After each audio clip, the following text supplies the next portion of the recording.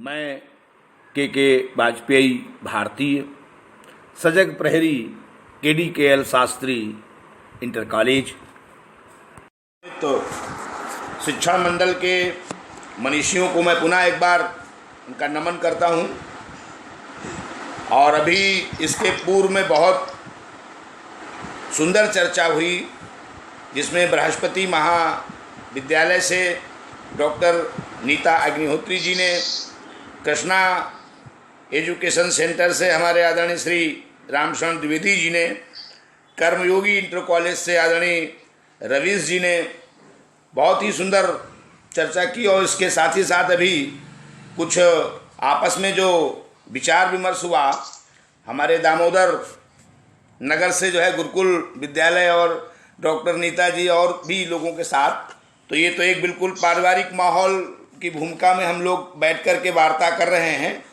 तो ये भी एक कहीं ना कहीं हम ये कहना चाहते हैं कि कोरोना जो महामारी आई है तो संकट तो है, लेकिन कहीं ना कहीं कुछ हम लोगों के लिए कुछ नई चीज़ें, कुछ नया करने के लिए भी अवसर लेके आई है। अब आज देखिए हम लोग अपने अपने घरों में बैठे हुए हैं, अपनी अपनी ऑफिसेज में बैठे हुए हैं और वहाँ से हम लोग अपनी वार्ता कर रहे हैं, अपने विचार रख रहे हैं। और मैं समझता हूँ कि यदि ये कोरोना जैसा संकट ना होता तो हम सब लोग कहीं ना कहीं एक स्थान पे गए होते और वहाँ पर बैठ करके चर्चा पर चर्चा कर रहे होते। तो ये भी एक कहीं ना कहीं ऑनलाइन व्यवस्था जो बढ़ रही है तो ये हम लोगों के लिए एक अवसर भी है। हम तो एक बात हमेशा कहते हैं कि मुश्किलों से जब मिलो आसान हो करके मिलो। बड़ी टेंशन है प्राइवेट स्कूल वालों को कि क्या होगा क्या नहीं होगा, मुश्किल तो है, लेकिन इस पर हम ये 2 लाइन जरूर कहना चाहते हैं कि मुश्किलों से जब मिलो आसान हो करके मिलो, देखना ये मुश्किलें आसान हो रह जाएंगी। मुश्किलों से जब मिलो आसान हो करके मिलो, देखना ये मुश्किलें आसान हो रह जाएंगी। तो ये मुश्किल तो है, लेकिन इस मुश्किल समय कैसे बाहर निकलना है ये बुद्धिजीवियों का और विवेकियों का काम है और हम सब लोग इससे बाहर भी निकलेंगे। समय एक जैसा हमेशा नहीं रहता है।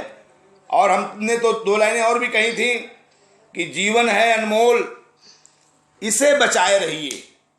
जीवन है अनमोल, इसे बचाए रहिए और शरीर की प्रतिरोधक क्षमता को बढ़ाए रखिए। जीवन है अनमोल, इसे बचाए रखिए, शरीर की प्रतिरोधक क्षमता को बढ़ाए रखिए। और लड़ना है कोरोना महामारी से जंग तो अपने अपने घरों से ऑनलाइन व्यवस्थाओं को बढ़ाए रखिए, मतलब अपनी अपनी व्यवस्थाओं को जो है आगे बढ़ाते रहिए।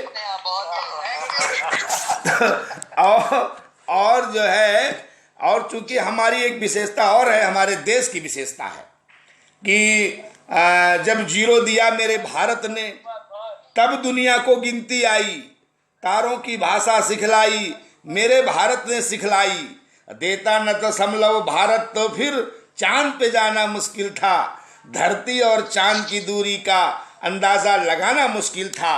सभ्यता यहाँ पहले आई, पहले जन्मी है यहाँ पे कला, अपना भारत वो भारत है जिसके पीछे संसार चला। आज वो स्थिति कहीं न कहीं जो परिदृश्य हमारे सामने दिखाई पड़ रहा है कि दुनिया के तमाम देश, विकसित देश, डेवलप्ड कंट्री आज त्राहिमाम कर रहे हैं और कहीं न कहीं हमारे देश की जो पॉलिसी है, जो रणनीति है, उसका मुंह भी देख रहे हैं। और साथ ही साथ जो हमारी दवाएं हैं, उन दवाओं के लिए भी तमाम दुनिया के देशों ने हमारे प्रधानमंत्री जी से गुहार लगाई और हमारे प्रधानमंत्री जी ने भी वसुधैव कुटुंबकम की भावना का परिचय देते हुए तमाम देशों को दवाइयाँ भी उपलब्ध कराईं और एक तरीके से व्यापार भी किया।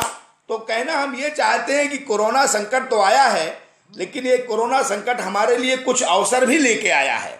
हमको कोरोना को लेकर के हाय दैया तौबा नहीं करना है, हमें वो जो अवसर हैं, जो हमारे लिए अपॉर्चुनिटीज हैं, उनको हमें बहुत महीन और सूक्ष्म नज़रों से उसे देखना है और रचनात्मक क्रिएटिविटी के माध्यम से हमें आगे बढ़ना है। और यदि हम लोग कोरोना को एकदम अपने ऊपर हावी कर लेंगे तो फिर कहीं ना कहीं, ये तो प्रकृति का नियम है, ये जो भी आपके ऊपर हावी हो जाएगा वो वही विजेता बनेगा।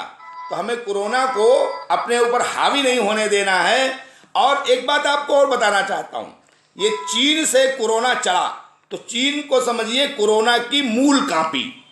अब मूल कापी के बाद उसको फिर ब्रिटेन, इटली, अमेरिका और तमाम देशों की यात्रा की कोरोना ने। तो मूल कापी के बाद फोटो कापी होती है, और फिर फोटो कापी के बाद फोटो कापी, फिर उसके बाद फोटो कापी। और जब फोटो कापी की फोटो कापी, फोटो कापी की फोटो कापी होती रहती है तो धीरे धीरे वो कापी धुंधली होने लगती है, और एक समय ऐसा आता है कि वो कापी बिल्कुल नील हो जाती है, सफ़ेद के सफ़ेद हो जाती है। तो ये कोरोना की जो फोटो कापी अब चल रही है हमारे हिंदुस्तान में, और ये फोटो कापी कहीं ना कहीं धुंधली हो भी रही है और धुंधली होगी भी, और हिंदुस्तान में तो इसको होना ही पड़ेगा। अब हम देखते हैं हमारे कानपुर में 306, 308 पेशेंट हैं, लेकिन रिकवरी रेट हमारे यहाँ का इतना ज़बरदस्त है कि उसकी कोई सीमा नहीं है। तो प्रतिरोधक क्षमता हमारे हिंदुस्तानियों की, हमारे देशवासियों की, हम तो कहेंगे खासकर कानपुर वाले लोगों की, क्योंकि कानपुर कनकैया, यहाँ पे बहती गंगा मैया, घाट जहाँ सरसैया, नीचे पटरी ऊपर रेल का पहिया, कानपुर कनकैया। और ये कानपुर जो है बाबा आनंदेश्वर की नगरी है, और माँ जो है सिद्धा देवी सिद्धियाँ देती हैं, और क्या कहते हैं तपेश्वरी मैया अपने भक्तों की तपस्या फलित करती हैं। पनकी वाले बाबा हनुमान जी अपने भक्तों को ताकत देते रहते हैं। तो कानपुर जो है, कानपुर जो है वास्तव में अपने आप में द्वाबा जैसे कहते हैं, गंगा और यमुना के बीच में कानपुर बसा हुआ है, और ये अपने आप में बहुत विशिष्ट शहर है। ऐसा शहर दुनिया में कहीं देखने को आपको मिलेगा नहीं। तो हम लोग सौभाग्यशाली हैं कि हम लोग कानपुर महानगर में रह रहे हैं, और कानपुर महानगर में रह करके एक नया कीर्तिमान स्थापित कर रहे हैं कोरोना से लड़ने में। ये सबको पूरी